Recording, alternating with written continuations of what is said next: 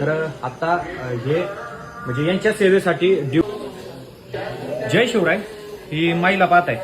आपलं जे पारगाव कारखाना आहे आंबेगाव तालुक्यातला, तर त्या ठिकाणी गेल्या 5-6 दिवसापासून आपलं आयुष्य रोडवर जगत होत्या. तर पारगावचं जे पोलीस स्टेशन आहे त्यांनी त्या महिलेला आपल्या आश्रमात पाठवले. तर व्हिडिओ शेअर करा. त्यांचं नाव सांगतायत ते ममता आणि थोडंसं मानसिक आजार आहे. तर शेअर बघा आणि व्हिडिओ शेअर केला तर कदाचित त्यांच्या घरापर्यंत हा व्हिडिओ पोहोचू शकतो. कदाचित चाकण MIDCला कोण त्यांचे नातेवाईक कामाला असतील किंवा कोण असेल तर व्हिडिओ जास्तीत जास्त शेअर करा. कदाचित या महिलेला त्यांचं घर भेटल. मानसिक थोडासा आजार आहे. नंबर सांगतो 77 09 09 25 27. याच्यावर आपण संपर्क करू शकता.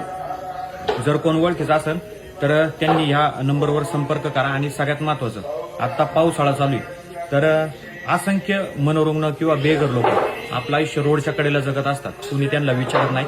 पण आज खरंच तर आपण ज्यांच्यामुळं सुखाची झोप संध्याकाळची घेतो ते महाराष्ट्र पोलीस. त्यांनी म्हणजे पारगावचे जे पोलीस आहेत त्यांनी ह्या महिलेला पाहिलं.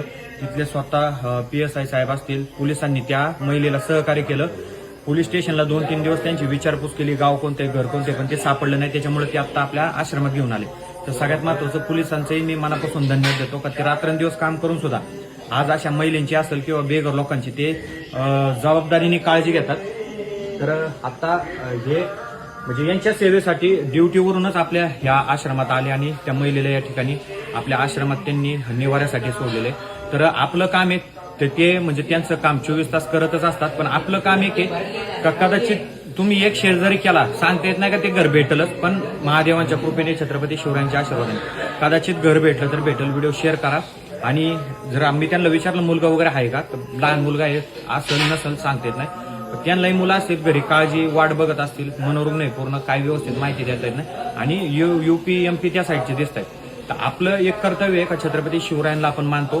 तर आपल्या या शिवजन्मभूमीत आपल्या महाराजांच्या जन्मभूमीत आज ही महिला अशी बेवारसपणे फिरते. तर तिला आधार देणं आपल्या सगळ्यांचं काम आहे. तर व्हिडिओ शेअर करा. कदाचित भेटलं तर घर भेटल आणि हा आशीर्वाद तुम्हाला तुमच्या परिवाराला लाभल. आता जेवणाची तयारी चालूच आहे. पंक्तीला बसतील जेवायला. आता तुम्ही जे 1-1 रुपये मदत करताय ती यांच्यासाठीच करताय.